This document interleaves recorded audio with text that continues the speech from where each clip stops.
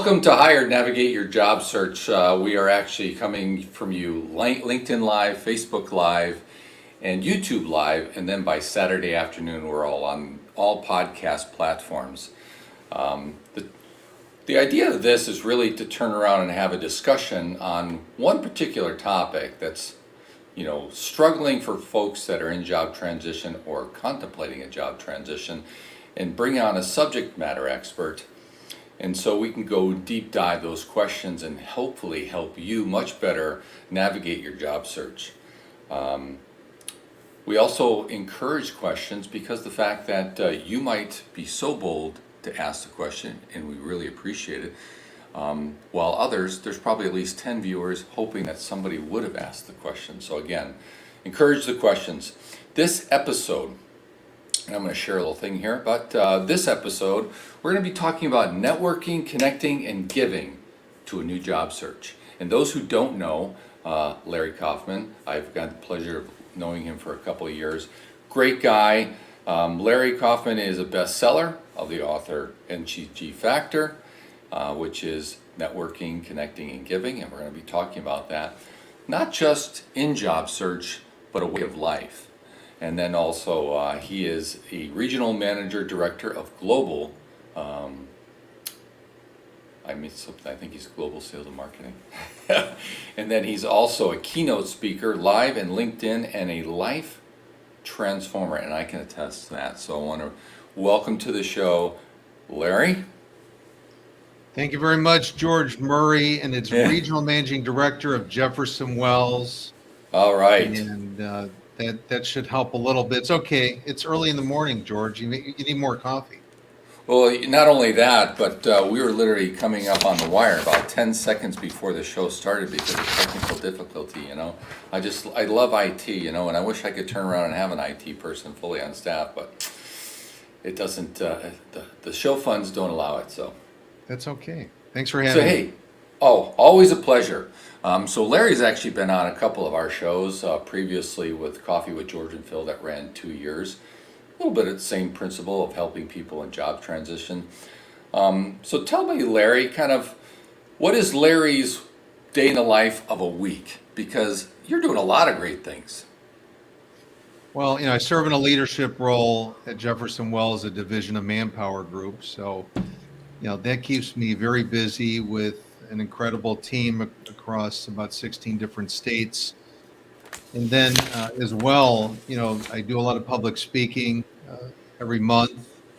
And additionally, I just love helping people. So within my book, I put a goal in there to help someone in transition every week. And so I exceed that goal. And I do many other things. It just brings a lot of joy to me personally just to help others, especially when I help someone get a job. Absolutely. I totally agree. It's one of the things that I love, and I have learned to love a lot, is helping others. And so I want to turn around and make sure that we got you on the spotlight.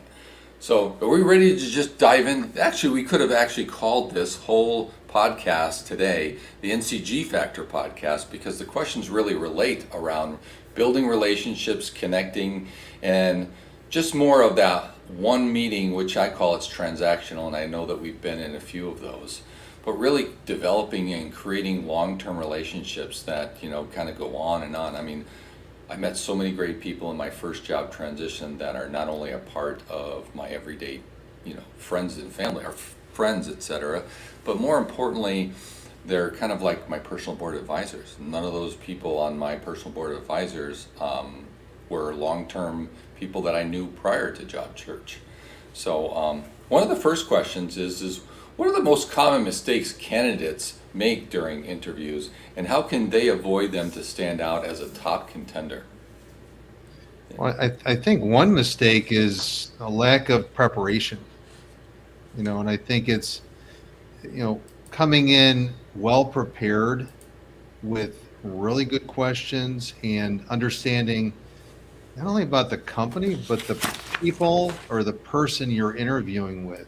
Taking time to research them on LinkedIn, you may share in common, something they put in their profile that may be interesting just to mention during conversation. I think taking the time to prepare know about the company, and asking good questions that are thought provoking and maybe separate you a little bit from the rest of the candidate flow. So I want to touch on the book first. What inspired you to write the NCG Factor and focus on importance of creating relationships as it relates to job search? Well, I think the reason why I wrote the book initially was to, help the kids going to college, right? The kids that are going to try to find an internship, try to fit in within the college community, and then when they progress to get that first job. And then I realized that, almost every stage of life, we need that help and support. And so part of my inspiration was to help a lot of people. And I was just going to help the college kids and realized I could help many more people, expanding on that. The job search, job transition component in the book was really important to me because, I've been through that in my career, and I've talked to a lot of people who have been through that. And I've learned a lot from those interactions and just my own situation. And I thought from those lessons learned, I could help people be more effective in their job search, their transition, and land more effectively and efficiently and build those relationships that are imperative. And I will tell you, when we say inspired, I still always, every time I talk about it, I have to give a shout out to my wife, Charmaine, of 34 years this year. And she's the one that really pushed me beyond my procrastination of always saying I want to write a book. I know, George, you're a multi-book, author. I'm not there. It was a struggle to get the first, but she was the inspiration and motivation. That's great. You know, we definitely have to find ways to inspire us. I can tell you, thinking back in my first job transition, um, I was like most, professionals, executives, I never even thought in a million years I would ever write a book, let alone a book about job transition. It was probably going to be more so of leadership and challenges in manufacturing. But I think the fact is as you get, like you said, surround yourself with great people and the encouragement. Um, and you tell enough people, they're going to hold you accountable. They're like, hey, when's that book coming out, right? And then you're under almost the kind of the gun to get it done. I actually posted in the links in the comments a link to your book because your book's available on Amazon as well as Kindle. In your book, you mentioned that networking, connecting, and giving collide to create the NCG factor. Could you elaborate on how these elements come together to form a powerful formula?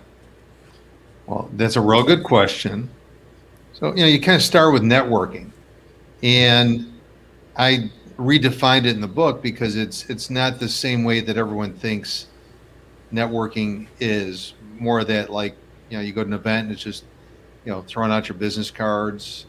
And I didn't want it to be just the social exchange. So I kind of redefined networking. So it starts there as that baseline platform and how you network with people in a different way, thinking more thoughtfully about people, being more engaged and asking good questions, getting to know people versus just thinking, hey, I'm just out to, get a business card count.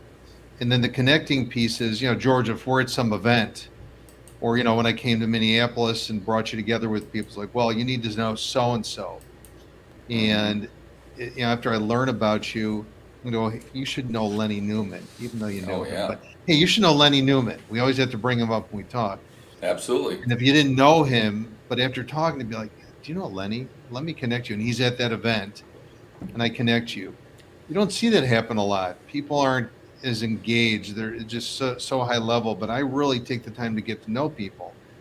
The giving ties in because sometimes it's not about a connection, but there may be something that transpires in that conversation that makes you want to share or give or do something. Or someone said that they're part of a charity in that conversation you had initially, and that just resonates. It's like, what, hey, could I volunteer? So it's kind of a giving, it's not being a connector. And I think they all tie together in job transition, which I'm sure we'll talk about further, in business and in life. No, I agree, and especially with Lenny Newman.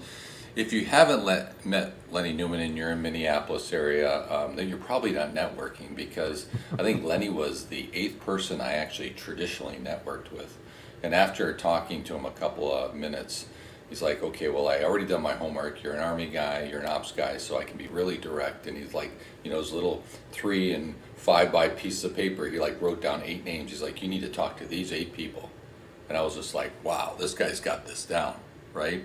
And the most recent one, and to your point, right, making the true connections in these meetings, Greg Ride, along with a bunch of other people, Noah Rowan, that you see this little picture of the flag over here, to the right of the big one there. I was actually just this past week in a network event. There was probably more than 150 people that showed up. But I chose to find 4 people that I haven't ever met before, and I just sat down and started talking to them and asked them. It was actually Chris Carr as well as Greg Ryan, his group there. I actually won that. And everybody who knows me, there's nobody that loves the United States more than somebody who's serving or has served. So, a great, I appreciate that.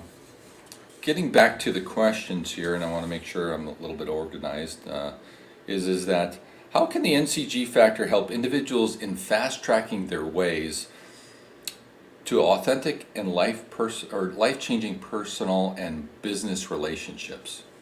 Because that's what we're trying to do. The connection will get you the meeting, but you're really trying to develop a long-term relationship that you can both be successful at. Well, one thing I would say, George, in response to that, to build an authentic relationship, it can't be all about you. So I think it's that face-to-face or virtual conversation that you've done your prep work, for just a networking meeting, and you're really getting to know that person. And oftentimes I find that it doesn't take place. It goes right to business. Yeah. And I will stop people in their tracks if they start to go down the business route. I want to know, George, I see you served in the military. Tell me more about that. Where'd you grow up? Tell me about your family. Some people have struggled with saying, hey, George, you married. So what I like to say these days, if I'm doing a virtual, so George, who else is sucking up the Wi-Fi at your house with you? So that way, so it's a creative way to find out who else is at the house. Sure. And tell me about your family and, how have you adapted post-pandemic, and just learning more about the person, and things come out in that conversation. It's going to help you get on that path of building an authentic relationship. I think in a job search or transition, people are just so fast to talk about their situation, or if they're in a dire situation, they just want to talk all about themselves. And it's like you could probably turn off your camera and just let them go. Because I know you're that not even paying attention to your body, mannerisms, etc. Well, you're gone now. It's like now it's their time to talk, and that's okay. I get it. Some just aren't going to respond well, and you're not going to build an authentic relationship. Agreed. I mean, that's why it's so important, that first meeting. I always try to tell people, especially those in job transition, maybe a little bit longer than what they expected. To your point, they want to say so much about them. Like, you got to resist this. You've got to take that first networking meeting, and it should be split 70-30. Let them speak, take notes, follow up, and say, hey, there was something that they said that resonated, right? Because, we're in a society that we listen to respond. So it's really inviting when you actually come back a day later and say, hey, thank you for your time, which, by the way, is more expensive than money, gold, or anything else, because you have only so much of it. But you've actually reinforced that, hey, I spent time and I took notes and I actually really listened to you. I agree. Question is, could you share a practical example from the book of someone who effectively applied the NCG factor to achieve greater success in the career or personal life? And you can't use Lenny Newman because he uses it every minute of the day. And that's a good question, and I've shared different stories. As we're talking, one that comes to mind is a gentleman here in Illinois. and we were introduced, and he was with a real estate family office for like 30 years. And he's kind of in my, I call it maturity level, age bracket. Super, super nice. But the next gen just decided they wanted to dispose of all the assets. And here he is after 30 years out of a job and did not really build a network, built a very narrow real estate network and didn't know where to go. So I was introduced and we had a really nice meeting and started going down the path of learning about him and asking about what he was looking to do. And I talked about all these great introductions I can make and recommendations, on LinkedIn and connections to really potential jobs I can help him with. But I also asked him as well, have you been giving? Have you been philanthropic as well during your time in business? And he actually said I had not. I've been very busy. And I'm involved in a charity for about 10 years that helps sick to terminal kids in hospitals. And I made an introduction and he volunteered and like he came back and said, "Oh my God, how life-changing that was." I've totally missed out. And when he saw me make connections to other people, we reconnected. He said, "This is amazing. And I've loved this and met some great people." Well, he started becoming a connector. He converted into a connector and he was getting upset that he was getting interviews and getting closer to a job because he was really liking this whole connecting aspect and the giving with being philanthropic. And I just shifted his whole mindset and way of life. He has landed, but I changed the way he thought about networking and the job search process. That is a great story. One of the first people I ever traditionally networked with, because myself, back in 2016, I was an introvert, believe it or not. And you can learn you can learn the process as long as you're willing, how many people are willing. But, and I believe Greg Rye as well, but one of the things that was takeaway from the first meeting was, he's like, "George, learn a lot younger than I did. The more you give, the more you get." And I'll never forget that because he goes, "It's not immediate." He goes, "But over a period of time," he goes, "you will find the reciprocation will just outweigh whatever you're giving." And he was totally right. No, those are wise words, and I believe in that. I wrote about that concept, and we live it, right? We live it. Absolutely. The book mentions NCG masters. Who have successfully implemented the NCG factor, and what are some common traits and practices these individuals possess that seem or set them apart as a master networker, connecting and giving? Well, that's another good question, and I did write about these NCG masters, and I didn't want this to all be me. I wanted to weave in stories about people from someone who at the time was an intern in a big company to CEO level type people and everyone in between from different walks of life and different genders and races. It was a real mix of people, but the common trait amongst all of them is that they're selfless Yeah. and that they put everyone else first and themselves last. And that's what I needed. Those are the types of stories and people that think that way.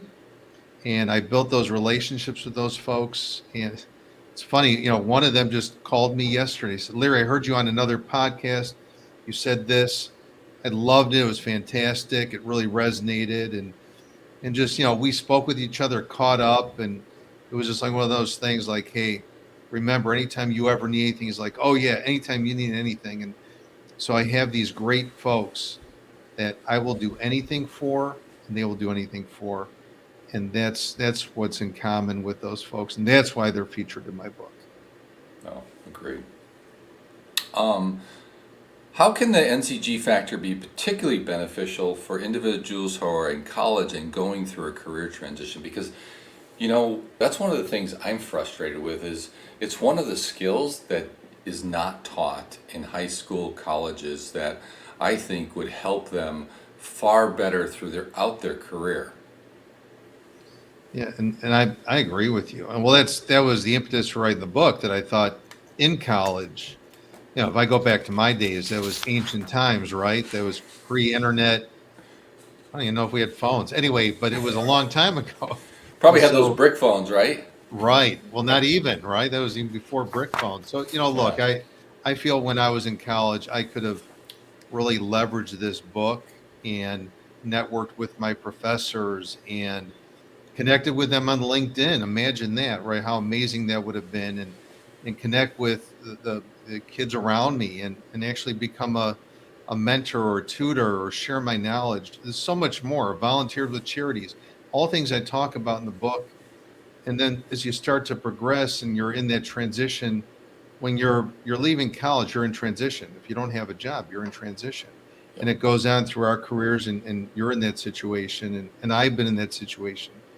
The book helps you because it explains why you need to be on LinkedIn, that you don't exist if you're not on there, and you still don't exist if you don't have the right profile with the right content, the right keywords, the right branding. And you don't exist if you don't use it properly. So I talk about not point and click, but really practically why you need to use it, be on it. But I also talk about the importance of relationship building, that even as some of these college kids that I've helped out, they're pretty amazing. And, you know, maybe it's because they read my book before talking to me, but they're asking how they could help me, and they're learning about me. And so I would just say, it's in the book, don't show up and throw up. Yeah. And so I talk about that. You need to read the book to hear more about that. But basically, it is very easy to show up to a networking meeting while you're in transition and talk all about yourself and not learn about the other person. And are they going to be likely to want to help you if you didn't make it a mutual meeting? And offering yourself as someone that could help, it's really tough for a college kid, or even at any level, to say, how can I help you? It's just the asking is so powerful. So Yeah, the book talks about all those concepts. yeah, spot on. One of our listeners, Murray Deeth, who I've known really well for a number of years. This is one of the, I mean, it's the simple things that we take advantage of that we don't use. He says, I always ask them how, help them as to talk to them, how can I help you, right? To me, I think it's one of the things that sets us apart, but very few people, especially the ones who are new to networking, don't finish up their networking meeting. Because again, you know people, right? You might be networking, let's say with a CFO, and he may not know something right away. But the fact is that he's looking for maybe an accountant, right? Or, somebody else, maybe a data entry person or whatever. You've got connections. And they're more willing to turn around and talk to those people because they've actually met with somebody that can speak highly of their skill set and their abilities, right? That's a lot better feeling than going to the pile of, virtual resumes in hopes that you might be able to pick somebody out. I totally agree. And I think Murray is correct and spot on. And I would also say a good best practice, and I share this. So I open up the meeting with you, George. Hey, George, I'm glad Murray introduced us. Today, I want to learn more about you as well. I'm in a transition, but I want to learn about you, how I can help you today as well. And if you lead with that, it really changes the whole dynamic and tone of that meeting. I always tell people, even though you were going to ask it at the end, sometimes I could be talking to you, go, oh, you know what? I got to go deal with something, especially we're at home. There's a knock on my door and I got to run out. And then you're like, oh, I didn't get to ask Larry how I could help him. So getting it out up front is a good best practice. No, I agree. Actually, I was in a networking meeting probably a couple weeks ago where the first question a gentleman asked me, I mean, not about my work, not he said, "Hey, you know what, George? On a scale of 1 to 10, where you at being happy?" And I was just like, "Wow, that's odd. No one's really ever asked that question for me." So it took a pause, right? And I'm like, "Okay, here's my answer." And he goes, "Okay, so why do you think that you're just there? And then more importantly, is there anything I can do to get you to the next level? Which I just thought was a total different approach to doing the introduction. Like you said, the first thing we go to is what do you do for work or whatever, right? And I think especially the last couple of years, a lot of people have started to realize, with all these layoffs and restructuring, things that are out of their hands, maybe work shouldn't be priority one. Maybe it should be the family and all the other things. And yeah, work's a part of my life, but it shouldn't be all my life. I love it. Totally agree. That's creative. I like that a lot. Yeah. So, could you explain how the principles of NCG Factor apply to those entering retirement and seeking to make a meaningful impact in their post-career? Because a lot of people are retiring now. I think the average, they said that baby boomers are now retiring somewhere in the range of 50 to 60,000 a day when there's only 30 to 35,000 entering the workforce. Yeah, it's scary to lose the mature workforce, right? And we'll be leaving that world soon to relax and sip margaritas somewhere. But people retire, whatever age that is. We still have family, we still have siblings, we still have maybe grandkids. Why don't you want to stay active with the network and help your family and help your friends? And you may have to help yourself. You never know what you want to do. It's fine. I'm going to be traveling somewhere, outside the U.S. And I looked on LinkedIn just for fun in this particular country. Like, do I know anyone there? And I looked on LinkedIn. I found a gentleman who's an attorney that lived here in Chicago and lives there. I'm like, oh, Hmm. I'm gonna reach out. It's been a while. I'm gonna reach out and connect. You just never know, right? Right? Now I know I'm not retired, but let's say I was, and I could use the LinkedIn just to reconnect.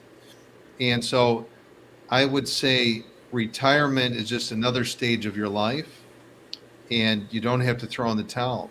You may want to come back in and do something philanthropic. You may want to find the right charity, or you may want to do something with investing or advising into a business. And so you want to keep the network alive and active.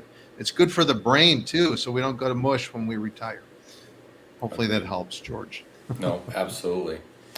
In your view, I think I asked that question. How do you suggest introverts, individuals, or those who are struggling in networking can leverage the NCG factor to build meaningful relationships despite their natural tendencies, right? Like myself, back in 2016, I would have rather stayed in the corner and not talked to anybody.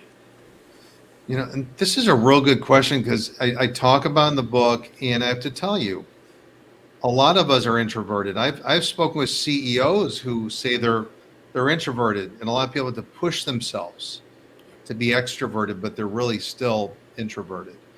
And I think because of post pandemic doing this virtual, I think that helps people that are introverted, that you can stay in the comfort of your home so that you have a little comfort.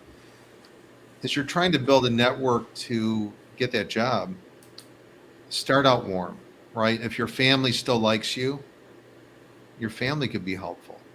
If not, it could be, some of your friends. If you have maybe a small group of friends or someone you went to school with.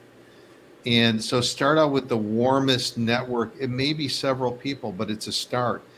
And then you could find out who they know. And if you're more comfortable networking, virtually, and as much as you want to do the camera thing, and you're uncomfortable, we could do this. I could be on an intro meeting with you, George, and go, look, I'm so sorry. I have an issue with my camera. I hate sharing this, but for introverts, maybe it makes you feel more comfortable if you're not on camera. Right? But you just, hey, I'm so sorry I can't be on camera today. My camera's not working, but it's okay to keep talking and getting to know you. Maybe that helps. Ease into it. But don't start out cold. You have to start a little bit warm. LinkedIn makes networking a bit easy too, because you start to look through LinkedIn, you find these connections or pathways to connections that can be made warm through some of the people we know. No, I agree. You know, the concept of giving is a crucial aspect of the NCG factor as well as people in job transition. Can you provide some insight into the types of giving that are particularly effective in fostering strong and lasting relationships? You know, everyone thinks giving is, well, giving could be money, right? Time, Yes, knowledge, volunteering, right? For a charity.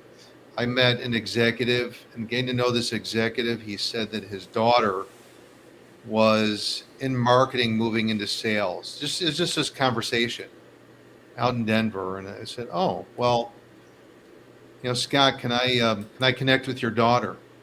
It's like, why? It's kind of strange, Larry. What do you want to connect with my daughter for? I said, because I want to coach her on the transition from marketing to sales. Would that be okay with you? I'll spend an hour, maybe several hours, 1 hour blocks, if she would be receptive and you would be. And he said, "Oh my God, that's outstanding. It's my time." I have to tell you, strengthened my relationship with this gentleman. He actually became a client multiple times. I didn't do it for that purpose. right, But that's a way to give. You're in college and you're really good in math and I'm not, and you just offer up, "Hey, can I help you with math? I know you're struggling." Huge. Giving of your time to volunteer, like I talked about that real estate executive. It's just, there's many different ways to give beyond just dollars. It's time, it's knowledge. And I think that's really, really powerful. And to me, like, I meet a lot of people who are, spend, years in charities and foundations, giving of their time and raising, money and doing so much. They don't have to be connectors. For all they did in the G is fine. You don't need anything else. I'm good with right. that. Last question before we ask the final question is what advice would you give to someone who is just starting to explore the principles of the NCG factor and wish to make a positive impact on the lives of others while advancing their own careers? And you've already probably started to talk about it in the last question, and on their personal goals. Well, I think people who are just starting out, I think I've covered a lot of this today because I think you just got to shift your mindset when you're going to start doing this. Even though you're going to talk with someone and it's all about you, go into that conversation that it's really about them. And, Right, I don't know if George, I know it happens. You know, it happens to Lenny, that people are like, "Wait a minute, I don't know anything about you." right, To me, like, I've succeeded when someone goes, "Wait a minute, Larry, you've asked all about me. I don't know anything about you." That's great. right. And that's so powerful in a business meeting, in an internal meeting at a company, to an interview, well, interview, you do have to share more, but it's good that you've come in and you've prepared and you asked good questions, you learned about the other person. I think that sets you on your way if you're just less about you and more Yeah. about them. I would agree. Yeah, I mean, I think the fact is being genuine. It's always the simple things that for some reason we've taken for granted we don't use anymore. You know, it's just getting to know people, taking those notes like we said earlier, and following up and saying, "Hey, this particular sentence resonated with me." Then they really feel, wow, this person actually did listen to me, right? And made the note, right?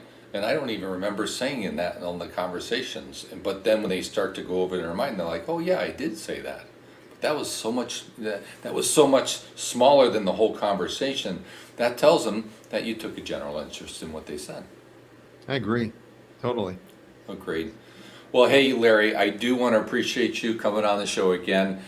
You know, any parting thoughts for people, as they're in job search, job transition, or once they landed? Because again, this is not transactional, right?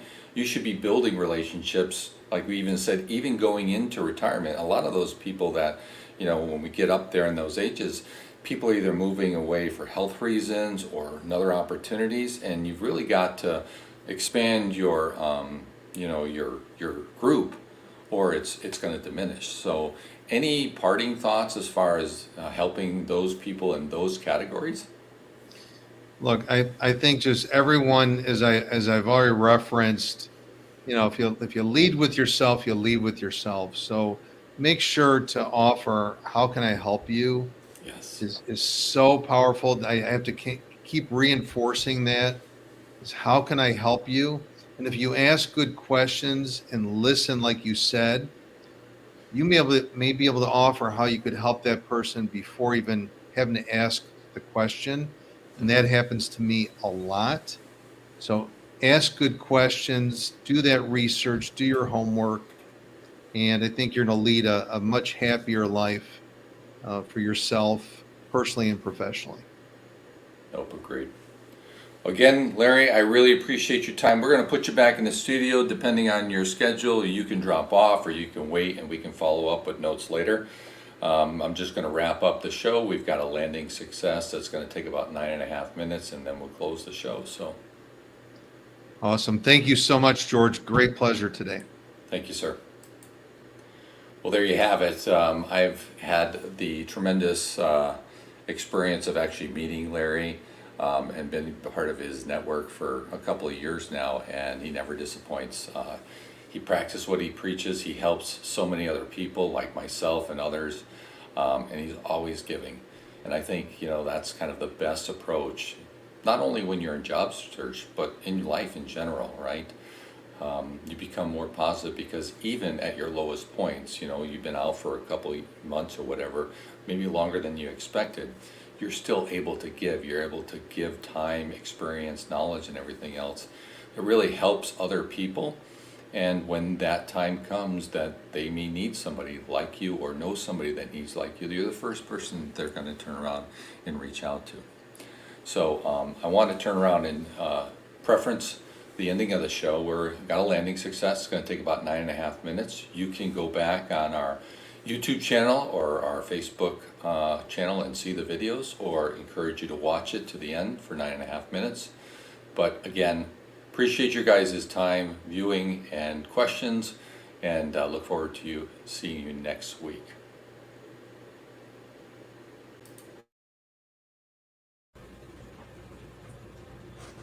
Each week we try to select somebody who's recently landed or somebody who may be long in transition that maybe have some struggles but also have had some successes. And I'm happy today to talk about somebody who recently landed in their role and get their viewpoints as far as obstacles and successes it took for them to land their role. Because again, in my book, there's probably more than 14 ideas that you potentially could use. And I always tell people, try them all, because the 3 or 4 that worked for me might not work for you. So today I want to welcome Leandro Gimerez. And I know I said I was going to mess this up. So welcome, Leandro. And I want to just tell, and I just want to tell people, Leandro is, over 20 years experience in sales, marketing, and business development, and all things in between with Fortune 500 companies. He speaks 3 languages, master degree. I mean, it goes on and on and on. So before we get started, Leandro, do you want to turn around and just tell people anything else about, who Leandro is and, how did he come to where you're at today? Absolutely, Joe. It's a pleasure to be here. Thanks for the invitation. And yeah, as you said, I have a long history in the business with the focus in sales, marketing, product development, product management on a global basis. So I've been really dealing with different cultures, different countries. I'm originally from Brazil. I came to US back in 2006, so I've been 17 years in the country. Naturally, today I'm localized and a U.S. citizen, and that's a reason for me. And actually, my career started as an engineer, mechanical engineer, and then I transitioned to sales and marketing really quickly, very early on in my career. And I had the opportunity to work with these global companies that gave me, opened the doors for me to start making business internationally and learning how to import machines, to export products, and understand different cultures, different ways of behaving, talking to people, attitudes that we need to be cognizant in order to succeed in these different environments. And finally, I ended up here due to a job transfer. At the time, working for the Swedish group Sandvik, where I spent 22 years of my career in there. Wow. Two questions that we want to go over is, Yep. first question, you and I are not getting any younger, and there's a lot of listeners is in the same situation, is, the discussion about ageism in the hiring process. Did you find in your process of the hiring and networking, did you find that in the process that there was, some kind of age bias or, and if you did, how did you overcome that? hmm I would say, to be absolutely honest, I think we know that ageism exists, right? Yeah. And sometimes it's not as apparent as it might be playing the background. What I'm suspect, because as I knew that my position would come to an end, I started networking very aggressively, both internally and externally, to the company. And I have applied for position, reach out to my contacts in those companies, and interviews started to be generated. And I could feel with the recruiters and even the first interviews with the higher manager that things were moving really well, and in some cases even really fast. In a matter of, let's say, in a week, I have like 4 interviews, including the CEO of the company. So I thought, wow, an offer is coming, right?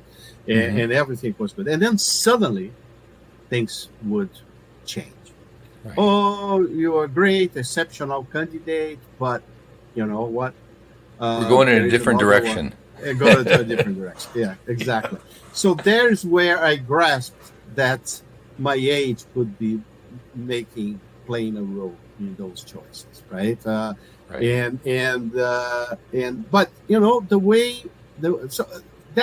those instances is where I felt that such ageism could be happening and influencing the decision, primarily of the hiring manager than the recruiters themselves, in my view. Was there any way that you could have found a way to overcome those, or did you find a way to overcome those, or was it just say, I'm just moving forward and I'm going to find the right opportunity, which you did?